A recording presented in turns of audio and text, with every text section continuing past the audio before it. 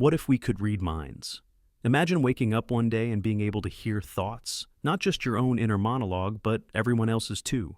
Your neighbor's grocery list, your dog's confusing blend of hunger and existential dread, your boss thinking about lunch mid-meeting.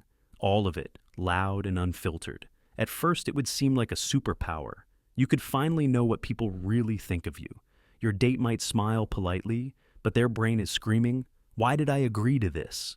The barista at your favorite cafe thinks you're cute, but also can't remember if she locked the bathroom.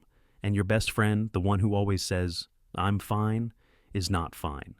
She's thinking about quitting her job, adopting a llama, and moving to Iceland. For a few minutes, it would be fascinating. Then, it would become unbearable. Because minds are not quiet places. They are messy, fast, chaotic, and incredibly loud. And most thoughts, they're not worth hearing. They're half-baked ideas, anxious spirals, movie quotes, weird mental images, random what-ifs, and that one song lyric looping forever like a cursed jukebox. Now, imagine walking down the street. Every passing stranger is broadcasting their brain like a radio, a wall of noise. Did I leave the stove on? I hate my haircut. Cats are liquid. Am I the main character? I should have said that, come back in 2009.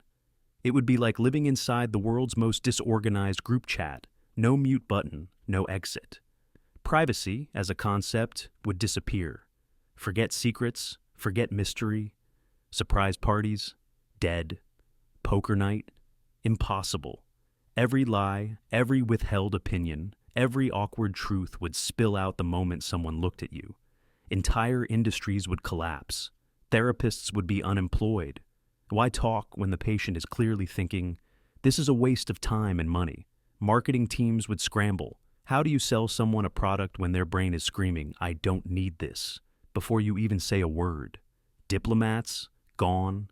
Every international summit would devolve into awkward silence as world leaders stare at each other, listening to inner monologues about snacks, jet lag, and that one embarrassing dream from last week. Dating would be brutal. You'd know within seconds if someone liked you, hated your outfit, or was just in it for the free dinner. On the bright side, ghosting would become obsolete because no one could pretend they didn't know how the other person felt. Job interviews would be a nightmare. "Tell me about yourself," the interviewer says. But you already know they're thinking, "We're not hiring this person. They're sweating too much." Meanwhile, you're nervously projecting, "Please don't ask about Excel. Please don't ask about Excel." Of course, some people would love it. No more small talk, just pure data. Politicians might be forced to be honest for once. Relationships might become deeper, more honest, more real. Or we'd all just sit in separate rooms with noise-canceling helmets and a deep distrust of eye contact. And what about crime? Imagine a courtroom where the defendant thinks, "Wow, can't believe they found the body," and the jury all hears it. Justice would be swift and terrifying. But then, how do we protect innocent thoughts? People think things they never intend to act on. One violent thought, one intrusive idea, and suddenly you're seen as dangerous when you were just having a bad mental Tuesday. Society would adapt. It always does. We'd invent mind filters, mental ad blockers, and neural privacy settings. Maybe there would be entire schools dedicated to mental discipline, teaching you how to think quietly or project only what you want others to hear. Meditation apps would evolve into billion-dollar industries with names like Shush and Mind Bubble. But even with all the chaos, there might be something beautiful underneath. Imagine truly understanding someone, not their words, but their raw feelings.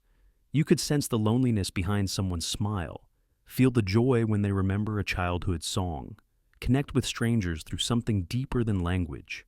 Maybe, for the first time in human history, we'd stop pretending and start empathizing. Maybe we'd finally understand that everyone is fighting battles no one sees. Not because they hide them, but because until now, we weren't listening.